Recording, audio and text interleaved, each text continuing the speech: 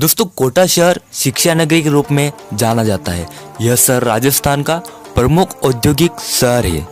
यह खूबसूरत शहर चंबल नदी के तट पर बसा हुआ है। आज हम इस वीडियो में कोटा शहर के इतिहास के बारे में जानेंगे।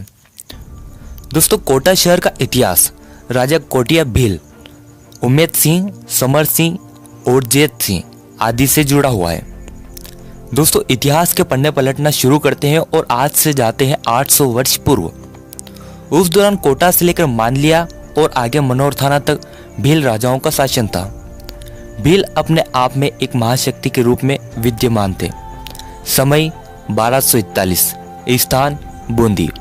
उस दौरान बूंदी का शासन मीणाओं के पास था। तत्कालीन समय में जेता मीणा बूंदी के राजा थे। वहीं कोटा का शासन भील शासकों के पास था। यह दोनों ठिकाने भील और मीणाओं की वीरता से जाने जाते थे। सन 1247 में हाड़ाओं के राजा देवी सिंह ने बूंदी पर आक्रमण किया और बूंदी पर अधिकार कर लिया। मीणाओं के हाथों से अब बूंदी निकल गई। कुछ मीणा कोटा में आकर बस गए। इधर कोटा में लंबे समय से भीलों का राजपाट स्थापित था। भीलों ने चंबल नदी किनारे अकेलगढ़ किले की नींव रखी। यह एक विशाल किला था जो कि करीब 4 किलोमीटर से भी ज्यादा क्षेत्र में फैला हुआ था। भील राजा का नाम रघुवा था। बहादुर और शक्तिशाली भील सरदारों को कोटिया की उपाधि से नवाजा जाता था और रघुवा भील की बहादुरी और शक्ति को देखते हुए उन्हें कोटिया की उपाधि से नवाजा गया।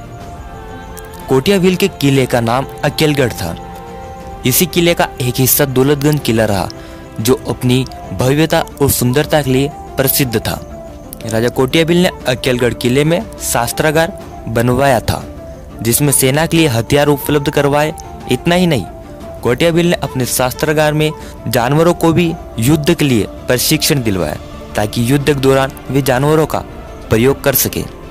इस तरह से राजा कोटिया भील ने एक प्रकार से राज्य की सुरक्षा का इंतजाम कर रखा था। चंबल के एक किनारे राजा कोटिया भील ने अपने नगर के राजा थे, तो चंबल के दूसरी तरफ बूंदी का विस्तार था जहां हाड़ा राजा समर सिंह का शासन था। राजा कोटिया भील और उम्मेद सिंह के संबंध अच्छे थे। दोनों में अच्छी दोस्ती थी। बूंदी का शासन मीणाओं से हाड़ाओं ने छीन लिया, इसलिए कोटिया भील बूंदी के हाड़ाओं के खिलाफ थे। अक्सर उनकी सेना और बूंदी की सेना में झगड़ा होता रहता था। राजा कोटिया भील ने अपने निकटवर्ती राज्य बूंदी पर आक्रमण करने की योजना बनाई। कोटिया भील ने एक मजबूत सेना का गठन किया, नए नए हथियारों का निर्माण करवाया। उन्होंने अपनी सेना में जानवरों को भी प्रशिक्षण देकर सम्मिलित किया। उन्होंने एक बेहतर रणनीति बनाई और अपनी सेना को साथ लेकर बूंदी पर आक्रमण कर दिया। बूंदी और कोटा की सेनाओं में भयानक युद्ध हुआ। उनमें से कोई भी पीछे नहीं हटना चाहता था। दोनों सेनाओं के मध्य भयानक युद्ध हुआ, लेकिन कोटिया भील अपने मंसूबों में कामयाब नहीं हो पाए। लेकिन उन्होंने बूंदी के हाड़ाओं को बेहद नुकसान पहुंचाया। बूंदी कोटिया भील के हमले से कांप उठी। राजा कोटिया भील ने बूंदी के राजा समर सिंह के नाक में दम कर दिया। अब राजा समर सिंह ने एक योजना बनाई। युद्ध के मैदान में कोटिया भील ने बूंदी के कई सैनिकों को मौत की घाट उतार दिया था, जिससे बूंदी की सेना कम पड़ गई थी।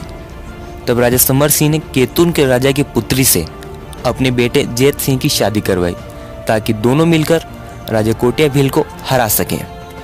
लेकिन उन्होंने कोटिया भील से युद्ध जीतने के लिए युद्ध का मैदान का चुनाव नहीं किया, बल्कि एक षड्यंत्र रचा। राजा समर सिंह ने केतुन के राजा के साथ मिलकर एक योजना बनाई। उन्होंने अपने राज्य में राजा कोटिया भील और उनके सैनिकों को दावत पर बुलाया।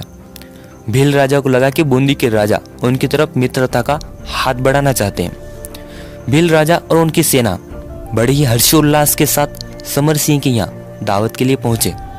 वहां समर सिंह, जेत सिंह और केतुन के राजा ने भील राजा और उनकी सेना का स्वागत किया।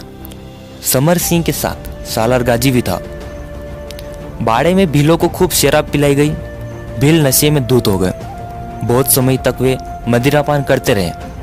उन्हें नहीं पता था कि वे समर सिंह के षड्यंत्र का शिकार हो रहे हैं। दरअसल जिस जगह भील मदिरापान कर रहे थे उस जगह के नीचे बारूद लगाया गया था। समर सिंह ने बारूद में आग लगा दी, जिससे भयानक विस्फोट हुआ और कई भील उस विस्फोट में मारे गए। राजा कोटियाबिल हक्के बक्के रह गए। उनके मुंह से निकला षड्यंत्र। उन्होंने बचे हुए सैनिकों को एकजुट किया। इधर हाड़ाओं ने भीलों पर आक्रमण कर दिया। एक तो भील पहले ही नशे में धुत थे, ऊपर से वे बारूद की विस्फोट घायल भी थे, और अब हाड़ाओं ने उन पर आक्रमण भी कर दिया।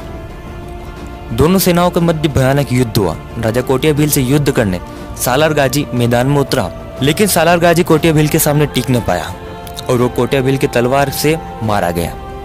तभी जेत सिंह ने कोटियाबिल का सर कलम कर दिया, लेकिन बहादुर कोटिया का रुंद धड़ जेत सिंह से युद्ध लड़ता रहा। उनके हाथों से तलवार चल रही थी। तब जेत सिंह ने कोटिया के कमर के ऊपर का हिस्सा काट दिया।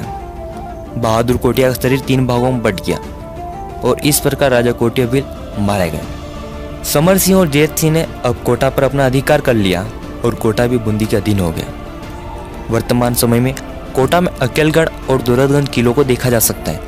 अकेलगढ़ किले से एक शिलालेख प्राप्त हुआ। यदि उस शिलालेख को पढ़ने में सफलता हासिल हो जाए तो राजा कोटियाबिल के बारे में अनसुने तथ्यों की प्राप्ति हो सकती है। वर्तमान में कोटागढ़ पैलेस में राजा कोटियाबिल की याद में उनके शरीर के 3 हिस्से की मूर्तियां स्थापित है। सालारगाजी की याद में सालारगाजी दरवाजा है।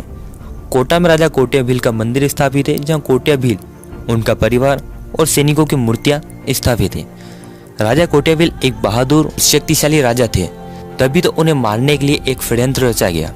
1631 में कोटा को बादशाह शाहजहां ने राज्य घोषित कर दिया। 1631 से लेकर 1947 तक कोटा में कुल 17 राजा हुए।